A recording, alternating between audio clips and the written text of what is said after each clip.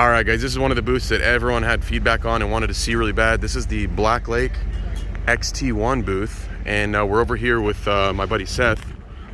Seth, how are you doing? Good morning. He is the president of Blacklake. Is that what do you call yourself? Co-owner. Co-owner. Okay. So why don't you go over this truck? Tell us everything about it. So start from the beginning. What kind of truck it is, and we'll go from there. It's a Silverado 1500.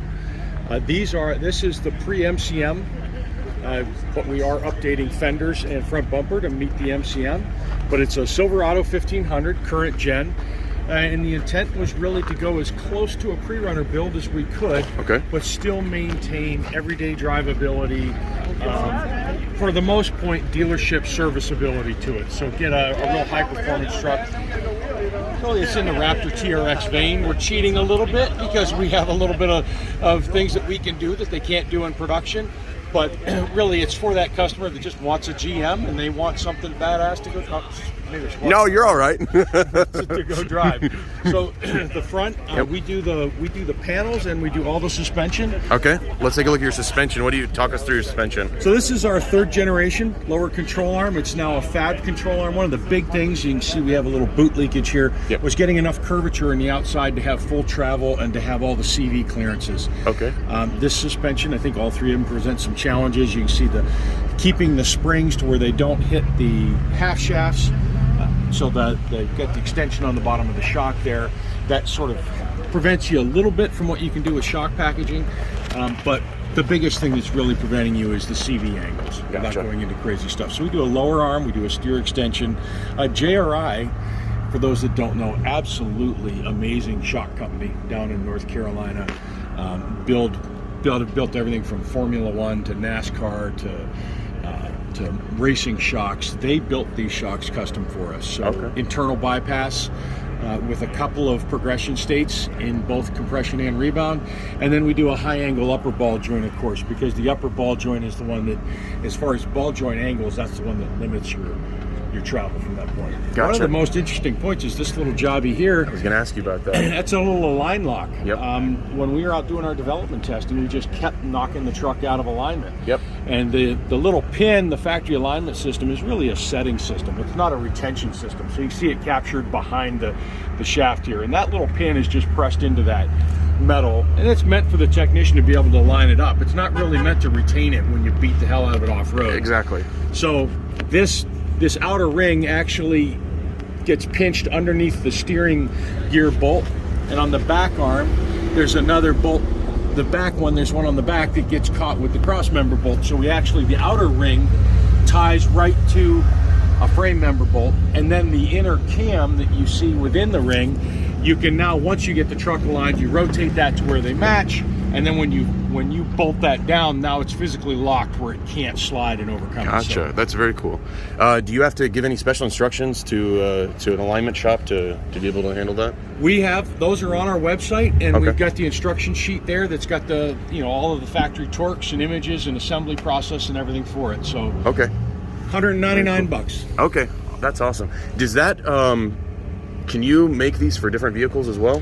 We can. We've done them. So right now we have them that fit all of this generation Chevrolet, which would be the 1500, of course the GMC, and then all the full-size SUVs. We're looking at a Ford design. Ford uses a very similar alignment system, so it's just some small dimension changes. It is patent pending, and basically when we see demand, people calling for it, we'll build those up. But we've built up a stock of Chevy parts right now. Gotcha. Okay, yeah, I know the Raptors and TRXs. Mine is out of alignment right now just from yesterday from beating it up on the track. So I know that'd be really cool for all sorts of vehicles. I know the Ford guys, there's a lot of Raptors out there as well that would be interested in probably something like this. Yeah, so we'll definitely have to speed that up. And what was the travel on the front? Front now is at 12.1. You'll get a little bit more than that dynamically because we use the factory inner bushings. Of course, when it drops all the way down, you'll get a little bit of flex in some of the bushings. But pure sort of mechanical articulation is 12.1. Got it. Okay. That's pretty impressive. Then you have your homemade skid plate? Yeah, we have a support behind it, and then that support you can also mate up with an internal winch mount. Got it. So we're using the Xeon Platinum 12S, which gives you the wireless capability. Yeah, you that's a good winch. You can't get the clutching. And then we do D-ring mounts that bolt in right to where the factory tow hooks bolt in, so you have all of the same mechanical strength. Front bumper. Do you guys make the front bumper? We do make the front bumper. That's so a beautiful design. Yeah, and we wanted to keep to where we keep all of the factory trim out to the grill and try to make it look a little bit like an OE design. It does. It looks. I was going to say it looks very similar to this the ZR2 Colorado design from the factory. Yeah, we really wanted to get the approach with the pocket and everything right there. That looks awesome. With the 37 option on this, from this point, which is our furthest out point down, we have a 45-degree approach angle. Okay, that's impressive. So, and then you have the 35s on it now, but I know you guys run 37s on it normally, or I've seen 37s in videos and stuff. Like Motor Trend did a video also on this. We ran 37s when we went out with them to Johnson Valley. Okay. The 35s are on here. Our marketing team used the truck as the film truck for the McLaren Rally. Oh, there you go. So the KO2s and the 35s were, you know, if you want a little extra punch to keep up with a McLaren, you know, you got to down the tire size a little bit. Exactly, right? You know it. And this one has, before I get it into the suspension on this side, the engine, this is the 6.2. Do you guys do anything to the engine? Do you offer superchargers, anything like Currently, this has a Lingenfelder supercharger on it. The next gen trucks, GM has really had to step up their game in cybersecurity with all the risks of people trying to hack cars. We totally support that, but it does challenge our ability to do power upgrades. So the next truck, we are looking at what will be. There are solutions out there, and we're trying to find what supercharger solution we'll use on the next truck. Okay.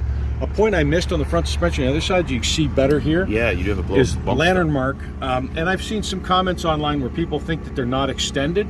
That's because lantern mark and SPC, in conjunction with an OE, that is a patented design which is very compressed.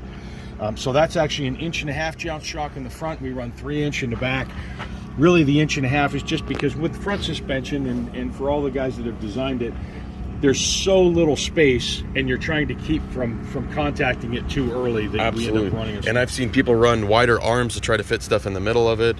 Seems like this setup works really nicely. And everything's tucked out of the way. If you want to get fancy, you can put a tower above and try to use it on the top arm. But with us trying to maintain dealer serviceability, there's so much wiring and everything up above here that we'd really be tearing up a lot of that and making it a lot more of a custom build rather than a serviceable build. Gotcha.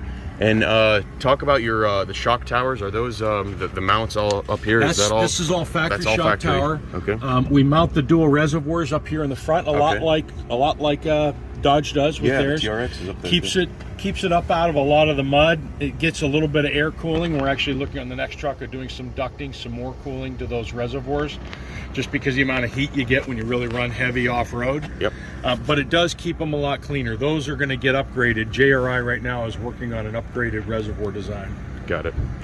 Okay, let's move around to the back. First of all, your bedsides and fenders. Do you guys make those in-house? Make those in-house. They're carbon. It's a carbon Kevlar layout. We really went with the carbon for the strength and light. We're trying to keep it as light as possible. These things are already a little nose heavy out of the factory. Yes, they always are. But we wrap it all the way up over the top. It's a full wrap into the inside. So basically, following the production service process, you can mount these bedsides. So you can see here, we actually bring our bedside all the way up around. So our bedside runs all here. And then this is all our bedside as well. So the bedside's a full bedside replacement. That is cool. Okay, and then we do an outer wheel well extension that we can see more when we get to the other side, so that you have full wheelhouse coverage front and rear. Gotcha. All right. Now you can get a little more travel than this out of it. This is just the point at which this corner is supporting all the weight of the truck, right? Sure. So dynamically you'd get a little more, just trying to show you that you have wheel clearance at the top. It's hard to see in there, but you're getting you can see close. there is clearance, and you can stick your hand in there easy.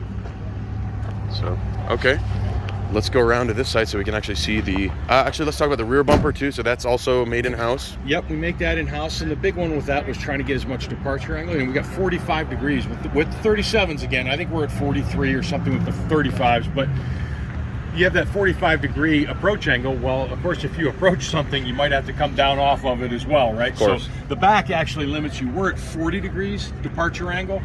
But the big one was we wanted to get the back of this bumper that in production is probably sitting about here. We wanted to get that tucked in as far as possible, which is also why you see we don't have a hitch on it. Oh, yeah. So we will be making a mount that's up above, so that someone that wants to, there will be basically a hockey stick mount that goes up and locks in, so you can pull a trailer with it, but that you don't have that loss of ground clearance. And that's also why we ran the exhaust up with just the turn down rather than underneath the bumper. Gotcha. Okay, let's talk about your rear suspension now. Kind of one of the highlights. This is where it gets fun, and this is where I get a lot of opinions from people. Yep. We actually were going to start with, you know, just a long travel leaf spring, longer shackle design. But to get enough rear travel that the thing doesn't become rear end happy when you're out in the off-road, you know, when you're really running hard across the desert, you need more travel than we could get out of that. So we ended up having to go to a multi-link. So we wanted to go with the classical 4-link, but as you can see, the fuel cell sitting there on the left on the top really prevents you from being able to get that top 4-link arm out to the side of the truck. Yep, without having to move the stock gas tank. Yeah, you don't really want staying in that, we want it to be all EO compliant and legal daily driver. We had to leave the tank, so you can see the ladder structure up in the front. There's a top link that you can see to the right of the Watts link on the diff, and then up at the front, that link really sets the, you know, your pinion angle control, your anti-squat. So that's from here up to the link that you can see up the pivot up by the drive shaft. And then what we did for the lateral stabilization that you get out of those two top links on a 4-link is we rent this horizontal Watts link. Horizontal is different than we're used to seeing, right? Yeah, most of the time they're vertically on the back of the diff. So horizontal, still the same function. You have to, there's a little bit of work that you got to do to get the lateral pivots or the side pivots in the right space, because the axle does rotate, right? So you can see the angle of this Watts link being tipped up now due to the pinion control. So you get a little bit more travel out of this arm than you do this arm. So you have to be very careful where you put your side links. Gotcha. But it gives you that it allows you to get the high roll center for good kinematic roll stiffness, and it gives you the lateral stabilization. So the neat thing about this design is you can decouple your roll center height from your pinion control. So in a classic 4-link, the two upper links are setting your anti-squat and they're setting your roll center.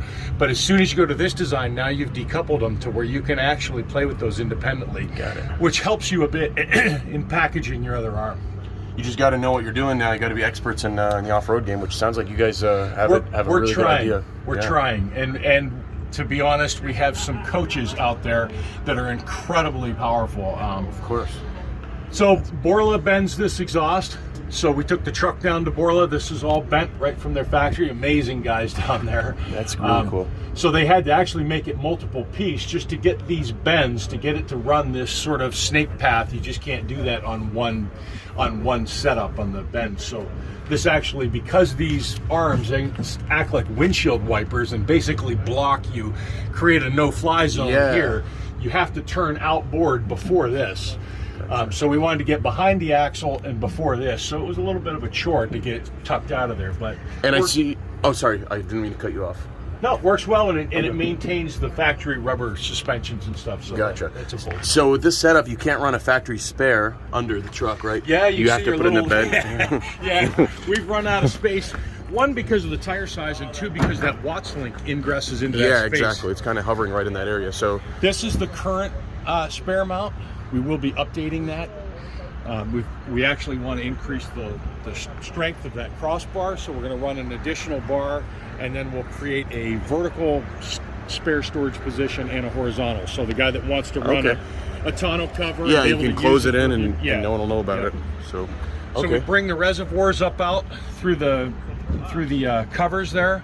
Once again, those reservoirs they'll be changing to an integrated, still the dual cylinders, but it'll be an integrated single piece.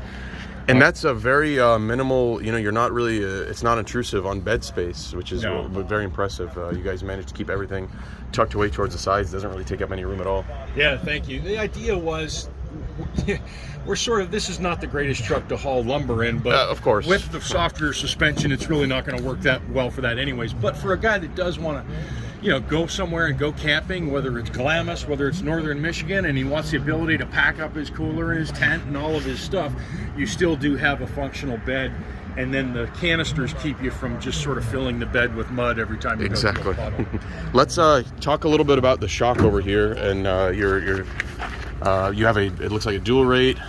Yep, there's a dual rate. Currently the equivalent combined spring rate's about 120 pound per inch. It's a 14-inch travel shock. It is, once again, it's an internal bypass from JRI. There's the top. It mounts up in this this tower structure up at the top that you can see, and then the reservoirs up above. Yep. We use the Lantern Mark jounce shocks. These are 3-inch travel. You can see that in our last Johnson Valley run, we actually got, this is our poor man's data acquisition, right? The zip tie around there. Find out so how you far see, it goes. yeah, the end of travel is right here. So we're one zip tie from full travel. So this jounce pad essentially has come up to where it's compressed this shock all the way to here. So the axle was all the way up to there. Very tucked in there. Okay, that's a cool. I haven't seen this trick with the zip tie. That's interesting. Yeah, it's just a great way of being able to tell how much of the suspension travel are you using, how far were you getting into the jounce shocks. Gotcha. And then this is your fore aft stay to give that top strut or the shock mount. Just to try to give it a little more support. Yep, and we just tie that back into the frame to where the production rear spring would mount. Oh, okay. I see. Man, this is so open in here. It really clears up a lot of space, getting rid of the leaves and going to this kind of setup. It's crazy how much room there is in here now. And talk to me about your lower links back here. Now, these lower links, once again, the lower fronts and lower rears are the only 4130, 4140 combination material. But yeah, these are all, it's dual plated back here. We're working on updating it to have a little better drain structure underneath the shock mount. Looks very stout. Those are really big. We've bars. had no issues with these. We do zinc plate them before we powder coat them. We need to upgrade to where we use a little bit better primer on the powder coat, but you can just see how the rocks tear up the powder coat. We wanted to have the zinc plating underneath so that it didn't just immediately rust the first time you chipped it. That's a great idea. And this stuff's hard to protect. I know on the TRX that I drive as well, exact same issue from the factory, and it chips it all up. And mine is starting to rust a little bit because they don't do any zinc plating like you guys did. So that's cool that you took that into consideration. And when you're flying around and you're slinging rocks and stuff, it's pretty hard for any coating to survive. Exactly. It really is. We do upgrade to a steel prop shaft. And that's a single piece? That's a single piece prop shaft. And then on the far side, you can see that we run the brake lines and all the electrical wires run down the inside of the control arm to try to keep them free from getting damaged by debris, and also try to minimize with that much travel. If you tried to loop them and bring them down to the top of the diff, you'd have stuff hanging everywhere. Yeah, you just got a lot of stuff flying around. That's cool. I've actually not seen that. Let me get a better view under here of what this side looks like. So right here, he's got his brake line going in, traveling around the side of the link. That's really cool. I don't think I've seen that before. You see at the back, then you can see where the brake line comes out of the tube. So we bring it out of the back right here. Probably get a better view here. Yep. So we bring it out of the back of that rail, and then it wraps up around and comes to the brake. So it's pretty well protected from rocks and damage when you're out running. Gotcha. Wow, very cool. That gives it a lot of the clean look is because of that as well. It's no cables, no wires, nothing around here. Really enables you to have that rear end flying around without the risk. I mean, getting that stuff to work and not pinch and be long enough and not have issues. Of course, you can't do it out at the wheel end with this kind of articulation. You'd have to do it at the center of the diff, and at the center of the diff, we've already got the Watts link and the forward link going on, so there's just a lot in there. Yep. Okay. Tell us again, so for those who don't know, why don't you move the factory gas tank? It has to do with regulations, so let us know a little bit about that. So the evaporative control system, part of that is on the gas tank, how it captures and manages the evaporative emissions from that tank of fuel. So that's developed by the OEs with the tank. And then also within the tanks now, everybody's running these pulse width modulated control or variable pressure control pumps to manage the load demand or the fuel pressure demand to the engine. So there's a lot going on in the fuel tanks now. Part of it is meeting emissions, and part of it is making maximizing the performance of the truck. As soon as you pull that out, now I've got to go certify that my system is managing all of that stuff the way the production one is. As well, if someone has an issue, if a fuel pump goes out or something goes wrong, this can go to a dealership and they can replace that. Exactly. So if we send a truck to California or to Mexico or to somewhere else, all they do is get to their closest Chevy dealer and they can get replacement parts. Gotcha. So that was really the point of this, is it's got to be a legal daily driver. So we know we all drive various states of legal, right? Yep. But the EPA is serious about having emissions controls being being compliant on everything driving down the road, and we want to make sure that our customers aren't at risk of having an issue. Right? That's awesome. Yeah, that's great to hear. So I think that kind of sums it up. Anything else we want to point out? The only thing we really do inside, for this, we do a leather interior. Of course, it's logoed in the backs of the seat, and then here we've added an 8-channel accessory control unit. So it's pre-wired into the truck. So a guy that buys a truck that wants to run cab light or chase lights or air compressors or whatever, the leads are already run. That's powered up. Okay. So now all they've got to do, we run 4 to the back and 4 to the front. Wow. So what we do is the ones that we use, we add the logos to them. The ones that we don't, it'll just say rear aux 2 blue. And you'll go to the back and there'll be a blue and black wire. There'll be an orange and black wire. There'll be a yellow, there'll be pairs of wires, and it'll be very clear here. And so then they can just simply change the icon, connect to the wires, and avoids the hassle of, when you want to add something to your truck, you're trying to dig around. Where do I get power? And pull a grommet through and poke holes and stuff, and it's not fun. So that's awesome. That's what I know a lot of Jeeps, TRXs, Raptors do the same thing. What's cool is you said you run them to the rear as well?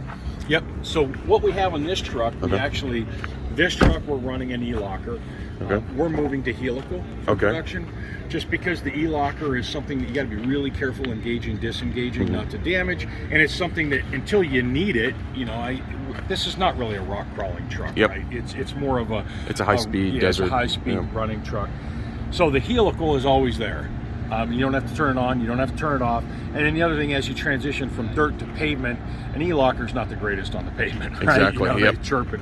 So, but currently what we did is we've used the 8 channels. We use one to control the E-locker and one controls the winch. So we've added to the winch an external drive capability. So from the cab, the Warn Xeon Platinum is wireless. So from the cab, I can power the winch from that control panel, and then I can hand the remote out to you and say, "Hey, get yourself out. I'm clean." So you We've don't all have been to there. get to the winch or the control box to power it. So that option will stick. But in production now, we run 6 circuits to the back because the Warn controller has 2 extra accessory controls on it. So right now, there's 2 more wires up front and 2 on the controller. So the expandability on here is 4 more circuits up front and 4 more circuits in the back. Okay, that's great. I could show you. We'd have to get a ladder, but no, it's up pretty high right now. I can barely even reach the the top of the truck right now. But so I'm assuming they're coming out under the under the hood somewhere up at the front near the battery, maybe. We bring it up to the front, and then up on one of the motor rails, they're all shielded and they're sealed on the end. And so up on the motor rail, there's a harness that comes, and there's the 4 circuits there are terminated and sealed. So a customer, all they would have to do is open the hood, find the pair of wires they want to use, connect to it, and then set up the switch. Beautiful. That's very cool.